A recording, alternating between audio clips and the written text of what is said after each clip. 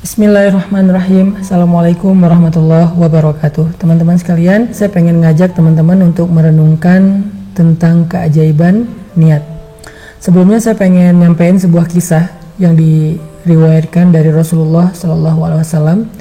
Kata Nabi, ketika Nabi sedang melakukan perjalanan jihad bersama para sahabat, bersama pasukan beliau, Nabi mengatakan kepada mereka pas lagi istirahat di sebuah rest area atau di padang pasir, Nabi bilang, tahu nggak, di kota Madinah itu ada seorang laki-laki yang tidaklah kalian melintasi satu lembah kemudian bertemu dengan musuh di medan perang kecuali dia itu mendapatkan pahala yang sama dengan kalian. Jadi di kota Madinah ada seorang laki-laki yang setiap kali kalian melewati lembah, melakukan perjalanan yang susah, melelahkan, bertemu musuh, berjihad, kemudian kalian terluka dan segala macam, maka dia mendapatkan pahala yang sama dengan kalian walaupun dia nggak ikut bareng dengan kalian.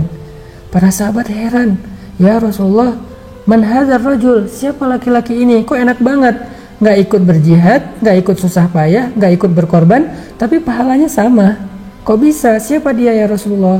Kata Nabi, dia adalah laki-laki yang punya niat yang kuat di hatinya untuk ikut bersama dengan kita, tetapi dia terhalang oleh sakitnya. Dia adalah laki-laki yang punya niat yang kuat, pengen ikut jihad, pengen ikut membela Nabi, pengen ikut memenangkan agama Allah, tapi dia nggak bisa ikut. Kenapa? Karena habasahul marad, tertahan oleh sakitnya. Ini hadis disampaikan oleh banyak ulama tentang keutamaan niat. Nah, dari cerita ini kita jadi belajar ternyata niat itu ajaib banget. Saya sering bilang gini, niat itu secara fikih adalah rukun ibadah. Jadi nggak akan sah ibadah tanpa niat. Tetapi buat saya bukan hanya itu, niat bukan hanya rukun ibadah, tapi niat itu sendiri adalah ibadah. Niat itu sendiri adalah amal solih. Sehingga kalau misalnya kita tahu tentang keajaiban niat, kadang-kadang kita dengan berniat aja tuh udah dapat pahala luar biasa. Bahkan seringkali kita udah capek-capek beribadah, kalau niatnya nggak benar, nggak bernilai apa-apa di sisi Allah Subhanahu Wa Taala.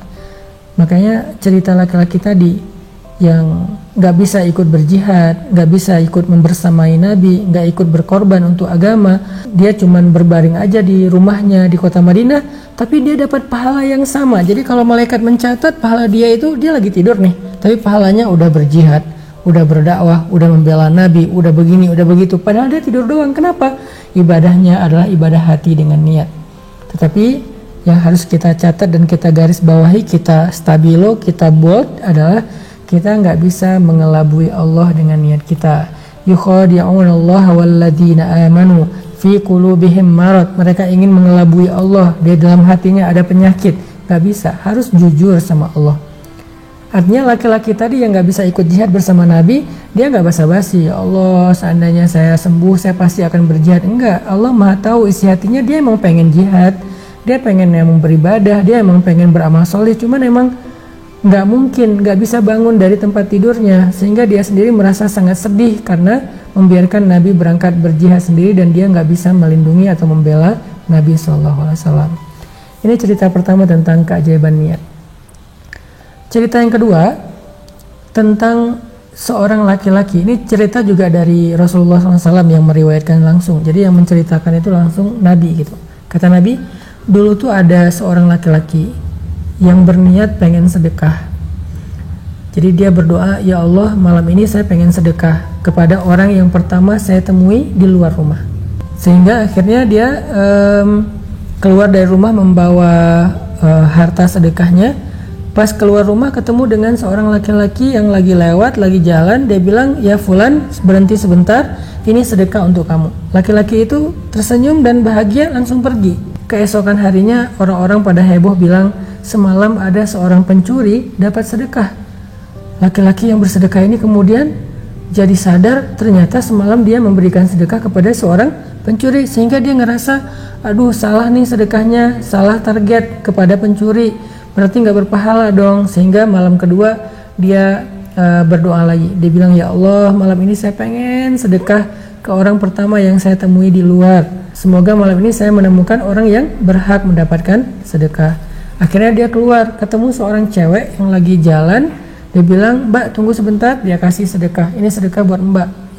Perempuan ini kemudian merasa bahagia, senang, dia tersenyum, dia bilang makasih, pergi. Terus besoknya orang-orang pada heboh bilang semalam seorang perempuan pezina mendapatkan sedekah. Sehingga laki-laki ini jadi sedih lagi gitu, kecewa, aduh sedekahnya salah lagi nih. Akhirnya malam ketiga dia berdoa, "Ya Allah, mohon malam ini saya pengen memberikan sedekah kepada orang yang paling berhak, bimbing saya ya Allah." Akhirnya pas dia keluar rumah, ketemu seorang laki-laki lagi lewat, dia kasih aja sedekah. "Ini sedekah buat Anda." "Makasih." Pergi aja laki-laki tersebut dalam wajah yang penuh rasa gembira, bahagia, dan terharu.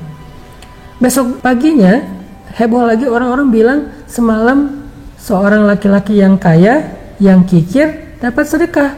Akhirnya laki-laki ini merasa sedih, 3 kali bersedekah, 3 kali salah orang. Malam yang berikutnya dia tertidur dalam keadaan hartanya udah habis, dia nggak tahu lagi mau sedekah apa. Dan dalam tidurnya tiba-tiba laki-laki ini bermimpi. Di dalam mimpinya Allah mengutus malaikat kepada dia dan mengatakan, "Ya Fulan, 3 kali engkau bersedekah." "Ya Fulan, kenapa engkau bersedih?" kata malaikat ini. Laki-laki ini bercerita tentang sedekahnya yang salah sasaran. Kemudian malaikat ini tersenyum dan mengatakan, "Tahu nggak, sedekah kamu 3 kali itu 3-tiganya diterima oleh Allah Subhanahu Wa Taala." Laki-laki ini heran, "Loh kok bisa, kan salah sasaran? Apa yang membuat sedekah saya diterima oleh Allah, wahai Tuan?" gitu. Kata malaikat, "Sedekah kamu yang pertama kepada seorang pencuri telah menghalangi dia dari mencuri karena dia mendapatkan apa yang dia butuhkan. Sedekah kamu yang kedua kepada seorang perempuan yang biasa berzina telah menghalangi dia malam itu dari berzina karena dia sudah memperoleh apa yang dia butuhkan. Dan yang ketiga, sedekah kamu kepada orang kaya dan kikir telah menjadi jalan hidayah untuknya sehingga sekarang dia menjadi orang kaya yang dermawan." Ini adalah kisah nyata yang disampaikan Nabi SAW, dan Nabi tidak pernah berdusta atau menyampaikan hoax, berita dongeng yang tidak ada asal usulnya. Artinya, kenapa ada orang yang melakukan sebuah ibadah yaitu sedekah salah 3 kali tapi diterima oleh Allah sebagai ibadah yang sempurna? Innamal a'malu binniyat, karena niatnya benar walaupun ibadahnya belum sempurna. Kita sadar banget sepanjang bulan Ramadan mungkin banyak dari ibadah kita yang gak sempurna. Sholat kita gak sempurna, gak khusyuk, puasa kita gak sempurna, mungkin gak sengaja ngelihat apa, ngomongin apa, kemudian tilawah kita gak sempurna, banyak hak-hak tilawah, huruf dan tajwidnya masih kurang. Sedekah kita gak sempurna, kadang mungkin gak memberikan yang terbaik kepada orang lain. Banyaklah kekurangan dari ibadah kita. Terus gimana biar ibadah yang secara zahir ini banyak kurangnya tapi pahalanya sempurna di sisi Allah? Perbaiki niat. Maksud perbaiki niat, ikhlaskan niat karena Allah Subhanahu Wa Taala. Apakah kita berpuasa karena Allah? Maka kalau kita berpuasa karena Allah, Allah yang akan menilai dan membalas pahala ibadah puasa kita walaupun ada kekurangan sana sini. Jadi kalau kita mau ibadah kita sempurna pahalanya di sisi Allah, yang pertama yang harus kita sempurnakan niat dulu sebelum rukun, wajib, sunnahnya ibadah tersebut. Niatnya dulu disempurnakan. Karena siapa kita melakukan satu ibadah? Karena manusia, karena pengen dipuji, dihargai, atau karena netizen, karena pengen di like, di repost, trending topik, atau karena Allah Subhanahu Wa Taala. Walaupun gak ada yang tahu, kalaupun orang lain tahu, tetapi itu tidak mempengaruhi semangat ibadah kita.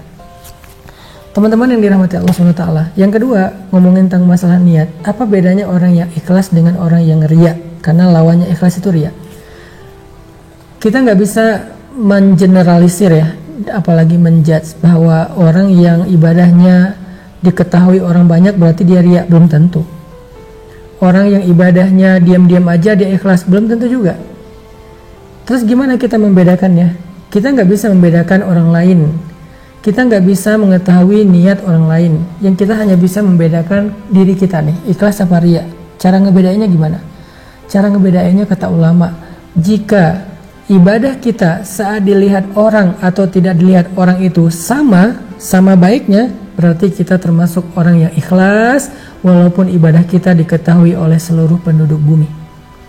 Tapi kalau ibadah kita ketika dilihat orang dengan ketika tidak dilihat orang beda, Ketika nggak dilihat orang asal-asalan, pas dilihat orang, diposting di sosial media, di broadcast di grup WhatsApp, jadi sempurna bacaan tilawahnya, sedekahnya, zikirnya, berarti kita termasuk orang yang ria, walaupun yang tahu cuma satu orang, yaitu pasangan kita.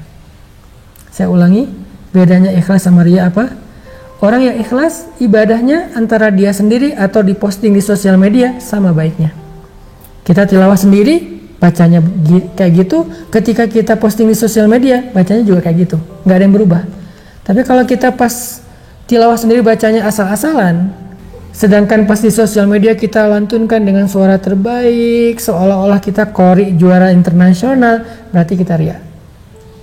Jadi orang yang ikhlas, ibadahnya antara sendiri dengan dilihat orang lain sama baiknya. Orang yang ria, ibadahnya beda ketika dilihat orang lain atau tidak dilihat oleh orang lain. Sehingga ada orang yang ketika dia beribadah cuma satu orang yang tahu, yaitu pasangannya, tapi dia bisa menjadi orang yang ria. Ada orang yang ketika dia beribadah banyak orang yang tahu karena emang ibadahnya di tempat umum, tetapi bisa jadi dia adalah orang yang ikhlas. Kenapa? Toh ketika dia di rumah pun dia seperti itu. Tapi orang yang tadi, yang pamer, yang ria kepada pasangannya, kalau pasangannya nggak ada, dia akan beribadah asal-asalan. Makanya coba kita renungkan masing-masing, kita ini ikhlas apa ria? Coba kita tanyakan pada diri kita masing-masing. Kita ini kalau beribadah secara offline atau secara online, sama nggak kualitasnya? Kita ini kalau beribadah sendiri atau rame-rame, sama nggak kualitasnya? Disitulah jawabannya, ikhlas atau ria. Barakallahu fikum.